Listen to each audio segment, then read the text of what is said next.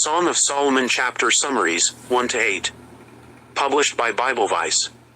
The Book of Song of Solomon is a poetic and passionate love story between a young woman and her beloved, traditionally attributed to King Solomon.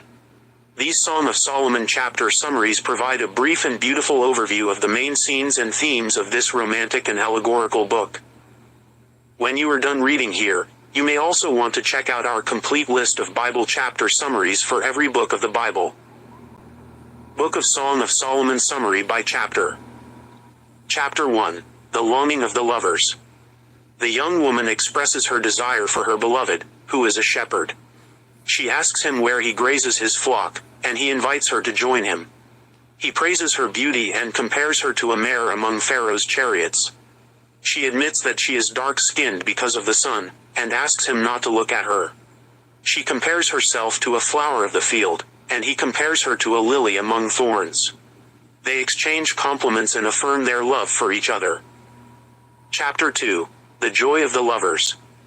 The young woman compares herself to a rose and a lily, and her beloved to an apple tree. She describes how he brought her to his banquet hall and covered her with his love.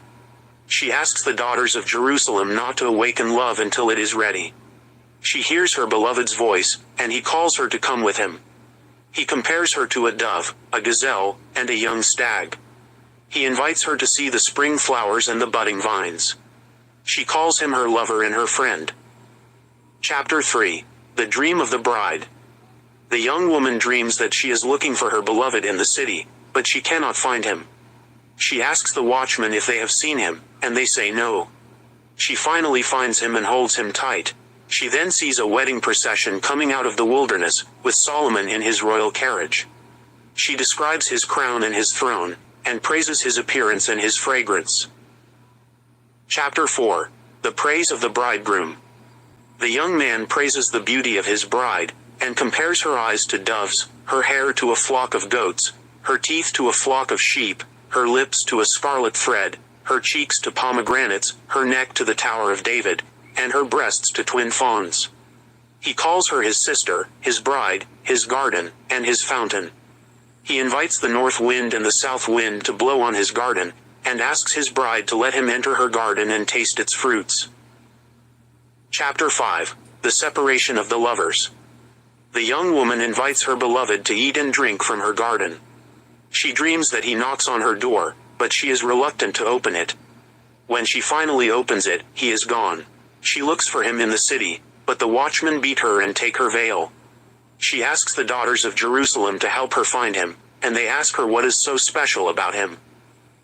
The woman describes her beloved in detail, and compares his head to gold, his eyes to doves, his cheeks to beds of spices, his lips to lilies, his arms to rods of gold, his body to ivory, his legs to pillars of marble, and his mouth to sweetness. She calls him her lover and her friend. Chapter 6. The Reunion of the Lovers. The daughters of Jerusalem ask the young woman where her beloved has gone, and she says he has gone to his garden. They say they want to see him too. The young man praises his bride again, and compares her to a mare among Pharaoh's chariots, to Tirzah, to Jerusalem, and to an army with banners. He says he is captivated by her eyes and her hair. He says she is his sister, his bride, his garden, and his fountain. He invites her to come with him to the countryside and the villages, and to see the blossoming of the pomegranates. He says he is his beloved's and his beloved is his. Chapter 7. The Delight of the Lovers. The young man admires the body of his bride, and compares her feet to jewels, her legs to pillars, her navel to a goblet, her belly to a heap of wheat, her breasts to clusters of grapes, her neck to a tower of ivory, her eyes to pools of water, her nose to the Tower of Lebanon, her head to Mount Carmel, and her hair to purple. He says she is a garden of delights, with fruits and spices. He says he will go to his garden and gather his myrrh and spice. The young woman invites him to come to his garden and eat its fruits. She says she is his beloved and he is hers. Chapter 8. The Commitment of the Lovers. The young woman wishes that her beloved was like a brother, so that she could kiss him in public without being scorned.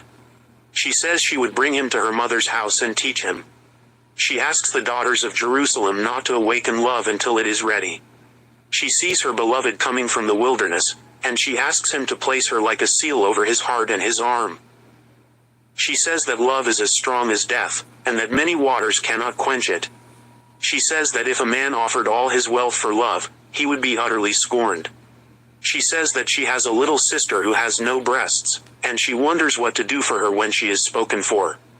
She says that she is a wall and her breasts are towers, and that she has found peace in her beloved's eyes. Her beloved says that he has a vineyard that he has entrusted to others, and that he will give them 1,000 silver pieces for its fruit. He asks his bride to keep her own vineyard, and to let him hear her voice. She asks him to hurry to her, and to be like a gazelle or a young stag on the mountains of spices.